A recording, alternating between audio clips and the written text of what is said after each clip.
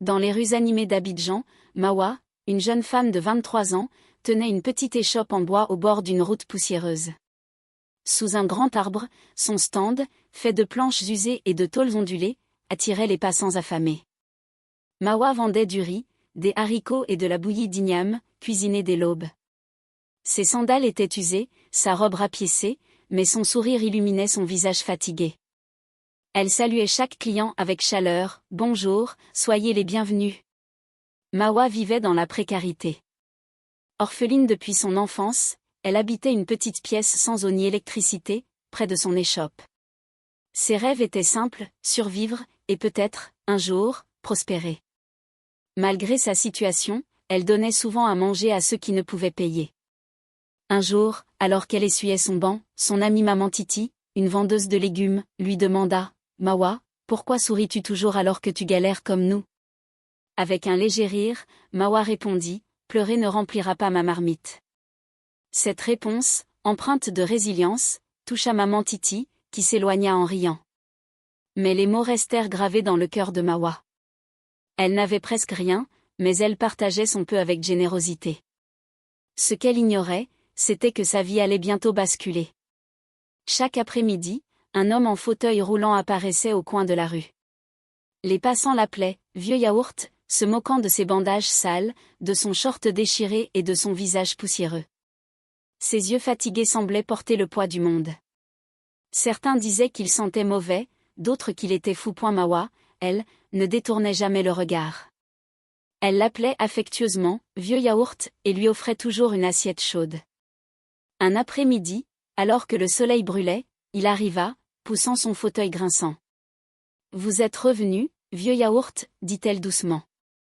Il baissa les yeux, sa voix faible. « J'étais trop faible hier, je n'ai rien mangé depuis des jours. » Mawa n'hésita pas. Elle prit sa propre assiette de haricots et d'igname, la posa devant lui et dit « Mangez ». Ses mains tremblaient en saisissant la cuillère, mais il ne pleura pas. Il mangea en silence. Les passants observaient, perplexes. Une femme demanda « Mawa, pourquoi donnes-tu toujours à ce mendiant ?» Avec un sourire, elle répondit « Si j'étais à sa place, j'aimerais qu'on m'aide aussi. » Ce jour-là, Mawa ne savait pas qu'un regard mystérieux l'observait de loin, un regard qui allait changer sa destinée. Sa bonté, si simple, allait bientôt révéler un secret bouleversant. Chaque jour, Mawa se levait avant l'aube pour préparer ses plats. Ses mains s'activaient rapidement, mélangeant le riz, cuisant les haricots, surveillant la bouillie d'igname. Son échoppe, bien que modeste, était un refuge pour les affamés. Les clients, des ouvriers, des étudiants ou des passants, appréciaient son sourire et sa nourriture simple mais savoureuse. Malgré sa pauvreté, Mawa donnait sans compter, offrant des repas aux plus démunis, même si cela signifiait sacrifier son propre déjeuner. L'après-midi, l'homme en fauteuil roulant, surnommé « Vieux yaourt », apparaissait toujours. Son arrivée était marquée par le crissement de son vieux fauteuil sur les cailloux. Les gens se moquaient, détournant les yeux ou se bouchant le nez. Ses bandages crasseux et ses vêtements usés attiraient les railleries. Pourtant, il ne parlait presque pas, ne mendiait jamais.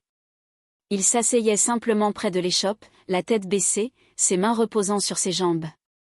Son fauteuil semblait fragile, une roue penchée menaçant de céder. Mawa, elle, voyait au-delà des apparences. Elle lui apportait une assiette chaude, parfois du riz, parfois des haricots avec un morceau de viande. « Votre repas, vieux yaourt », disait-elle avec un sourire. Il levait les yeux, reconnaissant, et mangeait lentement. Un jour, alors qu'elle lui tendait une assiette, il murmura « Tu penses toujours à moi ». Mawa s'agenouilla près de lui, posant le plat sur un tabouret. « Même si le monde vous oublie, moi, je ne vous oublierai pas », répondit-elle, ses mots empreints de sincérité. Ce jour-là, une grosse voiture noire s'arrêta brusquement devant l'échoppe. Un homme en descendit, vêtu d'une chemise blanche impeccable et de chaussures cirées. Grand, imposant, il fixa « Vieux yaourt » sans cligner des yeux.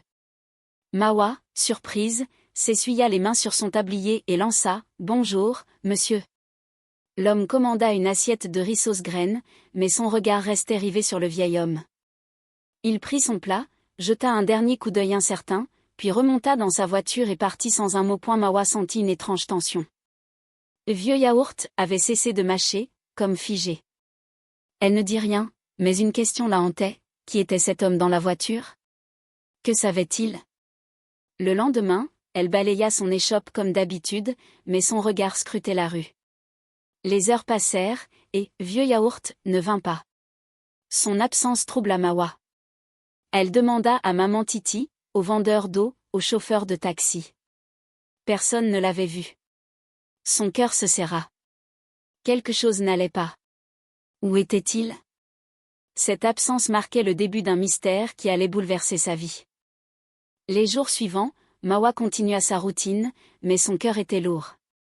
Elle cuisinait, servait, souriait à ses clients, mais ses yeux revenaient sans cesse à l'endroit où Vieux Yaourt s'asseyait. Son fauteuil roulant, ses bandages usés, son silence, tout manquait. Elle ne pouvait s'empêcher de s'inquiéter. Était-il malade? Avait-il eu un accident? Elle interrogea les passants, les vendeurs voisins, même les enfants qui jouaient près de la route. Personne n'avait de nouvelles points. Peut-être qu'il est parti ailleurs, lança maman Titi en riant. Ce vieux-là, il doit traîner sous un autre arbre. Mais Mawa ne rit pas. Elle sentait au fond d'elle que quelque chose clochait. La nuit, dans sa petite chambre sombre, elle fixait l'assiette qu'elle lui avait servie la dernière fois. Il ne manque jamais un jour, même sous la pluie, murmura-t-elle. Une brise froide entra par la fenêtre, et ses yeux s'embuèrent. Elle n'était pas seulement inquiète, elle avait peur. Le 4e jour, alors qu'elle éminçait des oignons sous la fumée de son feu, une voiture noire s'arrêta devant son échoppe. Un homme en descendit, grand, vêtu de vêtements coûteux et d'une casquette rouge vif. Sans un sourire, il s'approcha et lui tendit une enveloppe marron. « Lis ça et ne dis rien à personne », dit-il avant de remonter dans sa voiture et de disparaître. Mawa, confuse, ouvrit l'enveloppe avec des mains tremblantes.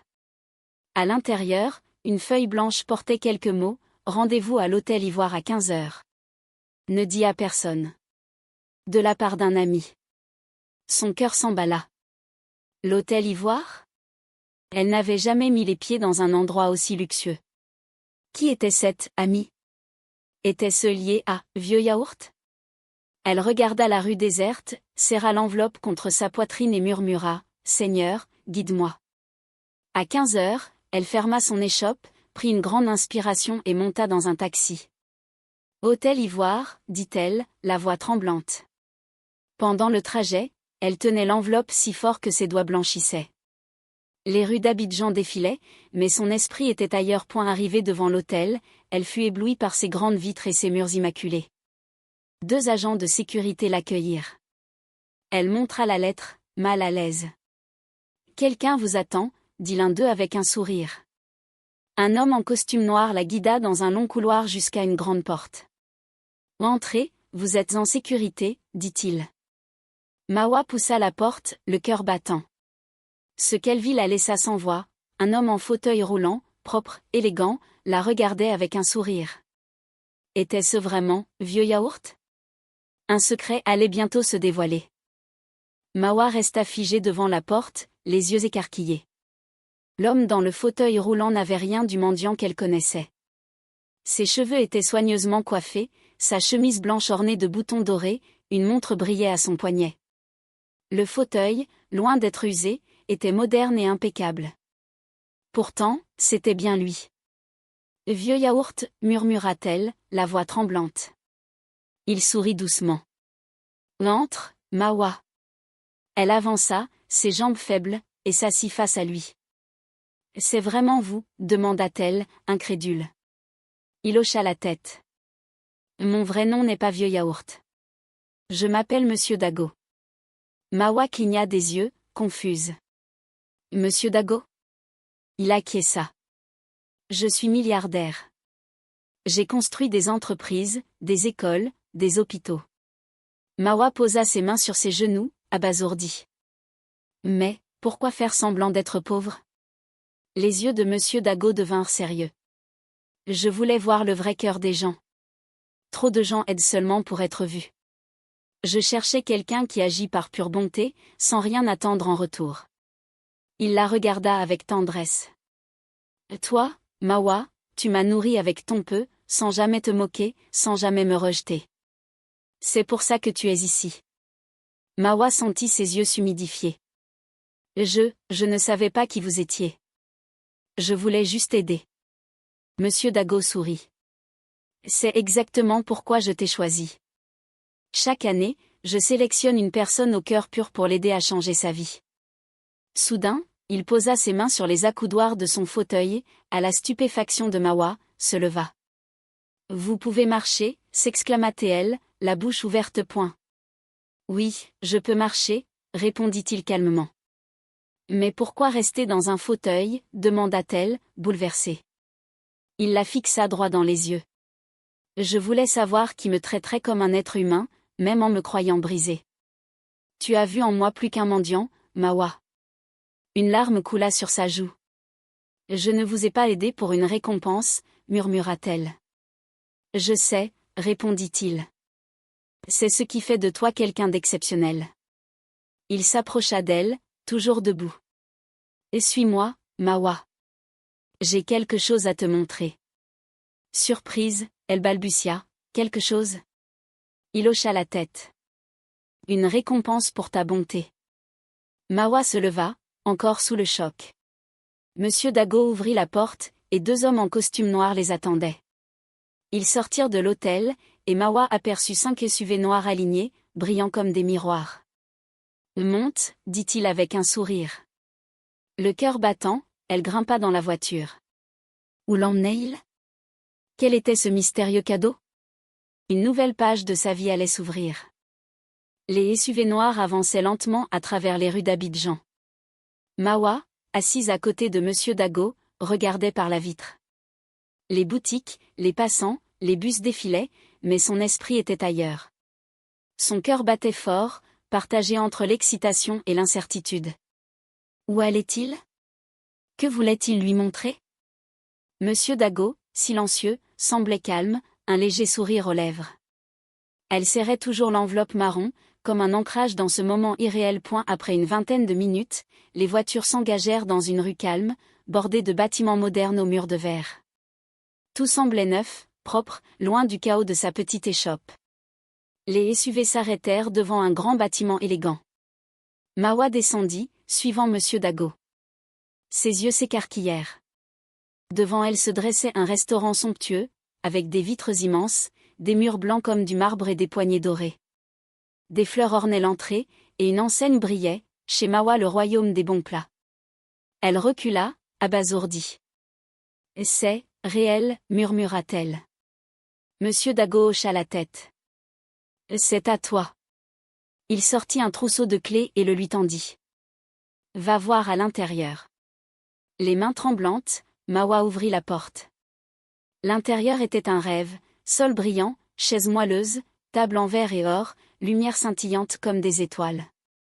À l'arrière, une cuisine équipée de cuisinières modernes, de réfrigérateurs et d'uniformes neufs l'attendait. Elle se tourna vers Monsieur Dago, les larmes aux yeux. Vous avez fait tout ça, pour moi? Tu m'as nourri quand je semblais n'être rien, répondit-il.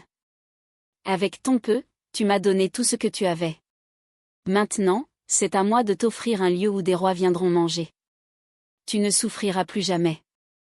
Mawa tomba à genoux, submergée. Je ne sais pas quoi dire, sanglota-t-elle. Tu n'as rien à dire, répondit-il doucement. Ta bonté parle pour toi. Elle se releva, essuyant ses larmes. Le restaurant était plus qu'un cadeau, c'était une nouvelle vie. Monsieur Dago s'approcha. Ce n'est que le début, Mawa. Ce lieu est à toi, mais ton cœur décidera de ce qu'il deviendra. Elle hocha la tête, encore sous le choc. Les employés en uniforme attendaient déjà, prêts à travailler sous ses ordres. Tout semblait irréel, comme un conte. Pourtant, c'était bien sa réalité. Dehors, les SUV brillaient sous le soleil. Mawa regarda l'enseigne avec son nom, puis Monsieur Dago. Merci, murmura-t-elle. Il sourit. Merci à toi, Mawa. Alors qu'elle contemplait son nouveau royaume, une question la traversa, comment allait-elle honorer ce cadeau? Une idée germait déjà dans son esprit, une idée fidèle à son cœur généreux.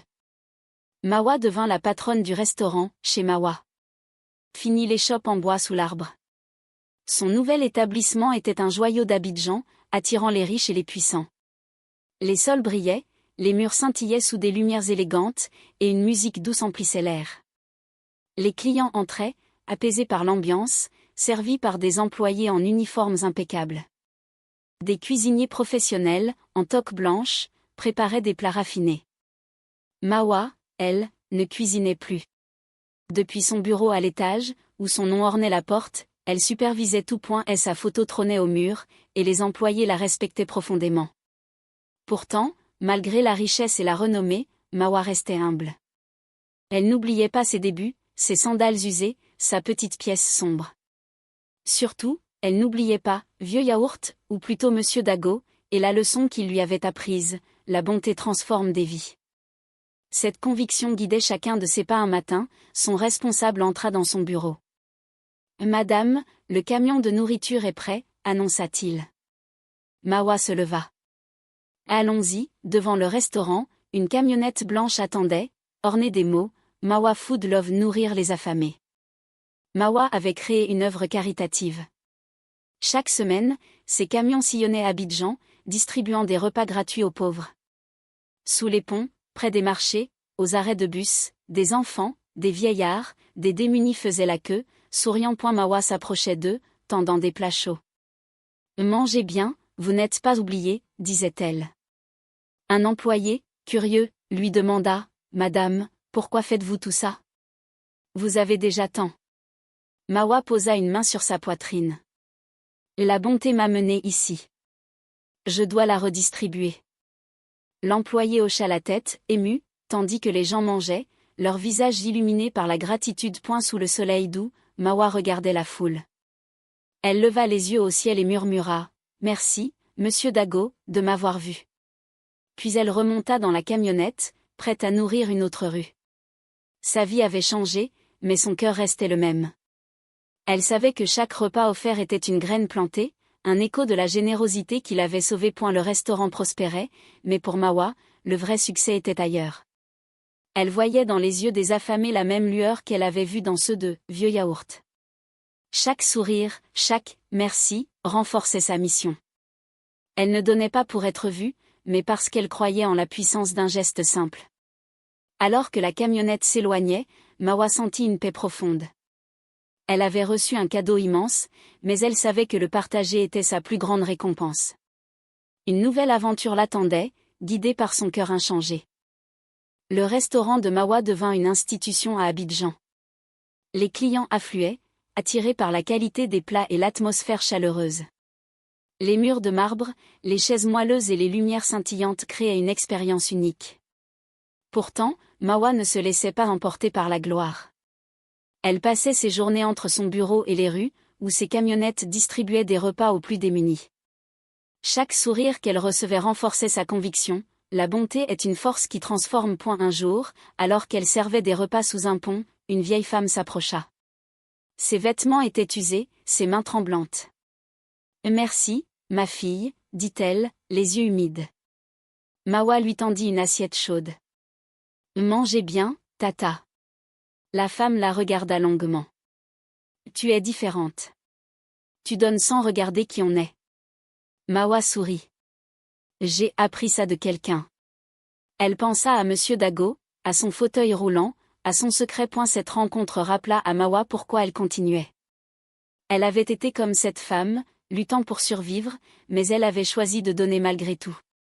Monsieur Dago lui avait offert une nouvelle vie, non pas pour qu'elle s'enrichisse, mais pour qu'elle devienne un phare pour les autres. Ces camions, marqués « Mawa Food Love », étaient devenus un symbole d'espoir dans les quartiers pauvres. Un soir, dans son bureau, Mawa feuilletait un carnet où elle notait ses idées. Elle voulait agrandir son œuvre caritative, ouvrir des cuisines communautaires, offrir des formations aux jeunes démunis. Elle savait que l'argent ne suffisait pas, il fallait du cœur. Un employé entra.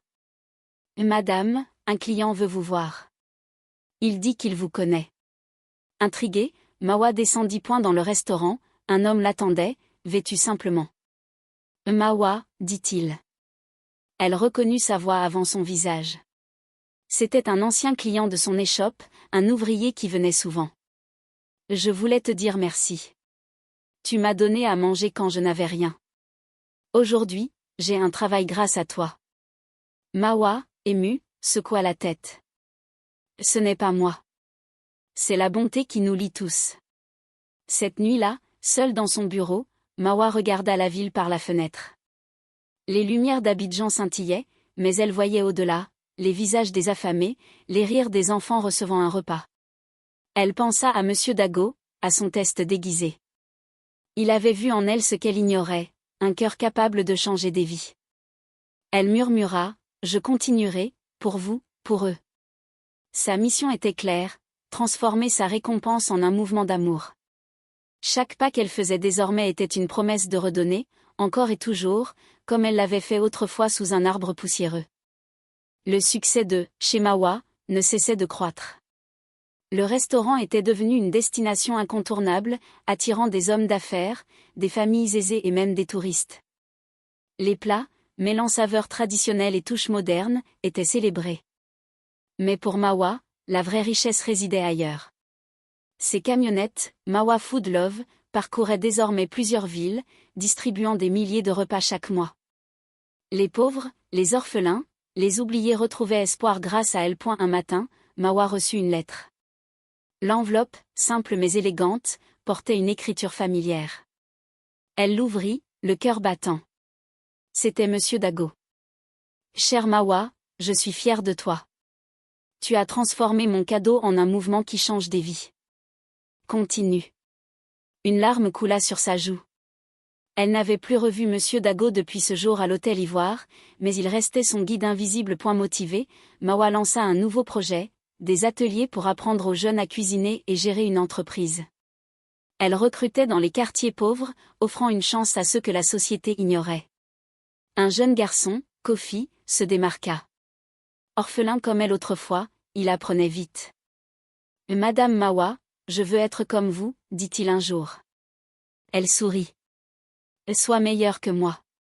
Aide les autres. » Kofi hocha la tête, déterminé. Un après-midi, alors qu'elle supervisait une distribution de repas, une journaliste s'approcha.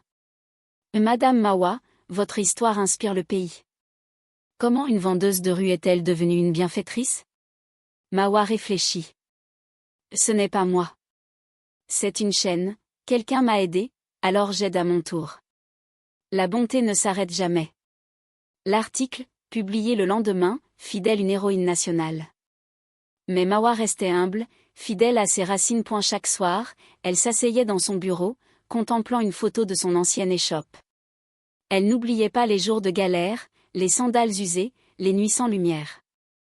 Cette photo lui rappelait pourquoi elle donnait. Un jour, un employé lui demanda « Vous avez tout, pourquoi continuer à donner autant ?» Mawa toucha son cœur. « Parce que j'ai été à leur place. Un repas peut changer une vie. » Sous le ciel étoilé, Mawa marcha jusqu'à l'entrée de son restaurant. L'enseigne, chez Mawa, brillait. Elle pensa à Monsieur Dago, à son test, à son sourire. Il lui avait offert plus qu'un restaurant, il lui avait donné un but. Elle murmura, « Merci de m'avoir choisi. » Son héritage grandissait, non pas en argent, mais en vie transformée. Chaque repas distribué, chaque jeune formé était une graine plantée pour un avenir meilleur. Mawa savait que sa mission ne faisait que commencer. Elle était prête à écrire la suite, portée par la même bonté qui l'avait sauvée. Mawa n'était plus seulement une patronne de restaurant, elle était un symbole d'espoir. Ses camionnettes, Mawa Food Love, étaient connues dans tout Abidjan, et son histoire inspirait au-delà des frontières. Les gens parlaient d'elle comme de la femme qui donnait sans compter, celle qui avait transformé sa douleur en lumière pour les autres. Pourtant, Mawa restait la même, humble, souriante, le cœur ouvert. Un jour, un groupe d'enfants des rues vint au restaurant. Ils hésitaient, intimidés par l'élégance du lieu. Mawa les vit depuis son bureau et descendit. « Entrez, mes petits, dit-elle avec un grand sourire. Elle les fit asseoir et ordonna qu'on leur serve des plats chauds. Les enfants, émerveillés, mangèrent en riant. L'un d'eux, une petite fille aux yeux vifs, lui demanda « Pourquoi tu es si gentille ?» Mawa s'agenouilla. « Parce qu'on m'a été gentil un jour. Maintenant, c'est à moi de l'être. » Ce moment renforça sa mission. Elle ouvrit une école culinaire gratuite pour les orphelins et les démunis. Les élèves, comme Kofi, apprenaient non seulement à cuisiner, mais aussi à gérer un commerce, à lire, à compter. Mawa leur répétait, « Vous êtes l'avenir. Donnez, et le monde vous rendra. » Ces ateliers devinrent un tremplin pour des dizaines de jeunes, qui trouvaient des emplois ou lançaient leurs propres échoppes. Un soir, un vieil homme s'approcha lors d'une distribution de repas. Il portait des vêtements usés, mais ses yeux brillaient. « Mawa, je te connais, dit-il. » Elle le reconnut, c'était un ancien voisin de son échoppe. « Tu m'as donné à manger il y a des années. Aujourd'hui, j'ai une petite boutique grâce à toi. » Mawa, ému, serra sa main. « Ce n'est pas moi, c'est nous tous. La bonté circule. » Cette nuit-là, Mawa écrivit dans son carnet, « Chaque geste compte. Un repas, un sourire, une chance peuvent tout changer. » Elle pensa à Monsieur Dago, à son déguisement, à son test. Il avait vu en elle une flamme rare, et elle voulait l'allumer chez d'autres. Ses camions continuaient leur tournée, ses ateliers grandissaient, et son restaurant prospérait, mais son vrai trésor était ailleurs, dans les vies qu'elle transformait. Sous la lune, Mawa marcha dans la rue calme près de son restaurant. Elle leva les yeux vers les étoiles, murmurant, « Monsieur Dago, votre leçon vit en moi. » Elle savait que la bonté était une chaîne infinie, reliant les cœurs à travers le temps. Chaque repas distribué, chaque main tendue renforçait ce lien. Mawa n'était plus seule, elle portait en elle l'espoir de milliers de personnes. Sa vie, autrefois si modeste, était devenue une vague d'amour qui ne s'arrêterait jamais. Mawa était désormais une figure incontournable à Abidjan. Son restaurant, chez Mawa, était un lieu de rassemblement, un symbole de générosité. Ses camionnettes, Mawa Food Love, nourrissaient des milliers de personnes, et ses ateliers formaient des jeunes qui rêvaient grand. Mais pour Mawa, chaque jour était une occasion de se souvenir de ses origines, l'échoppe en bois, les nuits sans lumière, et l'homme en fauteuil roulant qui avait changé sa vie. Un matin, une lettre arriva. C'était une invitation à une cérémonie nationale pour honorer son œuvre. Mawa hésita. Elle n'aimait pas les projecteurs, mais ses employés l'encouragèrent. Lors de l'événement, elle monta sur scène, simple dans sa robe colorée. La foule l'applaudit. « Mawa, vous êtes une inspiration, » dit le présentateur. Elle prit le micro, émue. « Je ne suis qu'une fille d'Abidjan. Ce que j'ai, je le dois à un homme qui a vu mon cœur, et à vous tous qui continuez cette chaîne de bonté. » En rentrant, elle passa par son ancienne échoppe, désormais abandonnée. Elle s'arrêta, touchant les planches usées. Les souvenirs affluèrent, les rires de maman Titi, les crissements du fauteuil de « vieux yaourt ». Elle sourit, les larmes aux yeux. « Merci, Monsieur Dago », murmura-t-elle. Il lui avait appris que la vraie richesse ne se mesure pas en argent, mais en impact. Chaque repas qu'elle offrait, chaque jeune qu'elle formait était une réponse à son geste. Mawa continua d'innover. Elle lança des jardins communautaires pour fournir ses camions en légumes frais. Elle ouvrit un refuge pour les orphelins, leur offrant un foyer et une éducation. Son restaurant devint un lieu où riches et pauvres se côtoyaient, unis par ses plats et son message. Un jour, Kofi, désormais cuisinier talentueux, lui dit « Vous m'avez donné une famille. » Mawa répondit « Non, Kofi. Nous sommes tous une famille. » Sous un ciel étoilé, Mawa se tenait devant son restaurant, regardant l'enseigne scintiller. Elle pensa à la leçon de Monsieur Dago, la bonté désintéressée est une force éternelle. Elle avait transformé son cadeau en un mouvement qui touchait des milliers de vies. Chaque sourire, chaque main tendue était une victoire. Elle murmura, « La bonté ne s'arrête jamais. » Cette histoire nous enseigne une vérité profonde, un geste simple peut changer le monde. Mawa, par sa générosité, a prouvé que donner sans attendre en retour crée une chaîne infinie d'espoir. Que retiens-tu de son parcours? Partage ton avis, car chaque réflexion compte. Et si cette histoire t'a touché, partage-la. Quelqu'un, quelque part, a besoin de son message. La vie de Mawa nous rappelle que, peu importe ce que nous avons, un cœur pur peut tout transformer.